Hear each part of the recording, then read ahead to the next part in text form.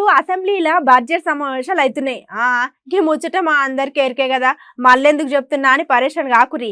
గీ ముచ్చటెనక ఇంత మతలబ్ కూడా ఉన్నది. గదేందో మీకు ఐటంక చెప్తా గానీ, గా బడ్జెట్ సమావేశంలో మాట్లాడడానికి చాలా మంది రాజకీయ నాయకులు కూడా వస్తున్నారు కదా. హే ముచ్చట చెప్పకుండా ఇది అంత ఎందుకు చెప్తున్నా అని ఆలోచన చేయకురి. జరింతసేపు ఓపిక పట్టురి. అసలు ముచ్చటేందో మీకే సమజైతది. ఇప్పుడు అసెంబ్లీలో ఎవరి మధ్యనైనా లొల్లిలు అవుతున్నాయా, పంచాయతీలు ఏమైనా ఉన్నాయా? హాగో అక్కడ అయ్యే అసలు ముచ్చట్నే అది. మళ్ళీ అయితే అని అడుగుతున్నాను కదా ఆలోచిస్తున్నారు. అయితే ఈసారి మాటలేనురి. కానీ కేవలం 105 సభ్యులు కలిగినటువంటి అధికార పార్టీ అని చెప్పి, మందబలం ఉందని చెప్పి ప్రతిపక్ష పార్టీల గొంతు నొక్కే ప్రయత్నం చేసి 3 గంటలు 4 గంటలు ఫోటోగ్రాఫులు తెచ్చి రకరకాల పద్ధతులలో మమ్మల్ని ఇన్సల్ట్ చేసే ప్రయత్నం చేసిండ్రు. మమ్మల్ని తిట్టే ప్రోగ్రాం పెట్టుకున్నారు తప్ప మేము అడిగిన వాటికి మాత్రం సమాధానం చెప్పలేకపోయిండ్రు. అదన్నట్టు మన ఇటల్ సార్ ముచ్చట ఇన్ని రోజులు జరిగిన బడ్జెట్ సమావేశాల్లో బడ్జెట్ ముచ్చట చెప్పమంటే ఇక సమావేశంలో ఉన్న గులాబీ లీడర్లు అందరూ గట్టిగా మందలిచ్చే పని మీదే పెట్టుకున్నారట. ఘటన ఎక్కువ సంఖ్యలో గులాబీ లీడర్లు ఉండేసరికి కథం మాట మాట్లాడితే ఇక మందలెక్కొచ్చి మీద పడుతున్నారంట. ఇక గీ లెక్కన చూసుకుంటే మరి బడ్జెట్ సమావేశాలు పక్క పార్టీలను తిట్టే పని పెట్టుకున్నట్టున్నా అని చెప్పుకోవచ్చు అని అంటున్నారు ముచ్చటిన పబ్లిక్.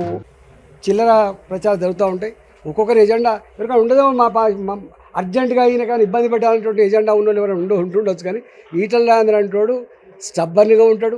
ఈటల రాజేందర్ అంటాడు కమిట్మెంట్తో ఉంటాడు. ఎక్కడున్నా ఒక సైనికులాగా పనిచేస్తాడు. ఆ పార్టీలో ఉన్నప్పుడు కూడా సైనికులాగా పనిచేసిన మళ్ళీ ఈ పార్టీలో ఉండడానికి కూడా ఒక గొప్ప సైనికులాగా పనిచేస్తుంది తప్ప లాయల్టీకి మారిపేరుగా ఉంటుంది తప్ప ఇంకోటి కాదు.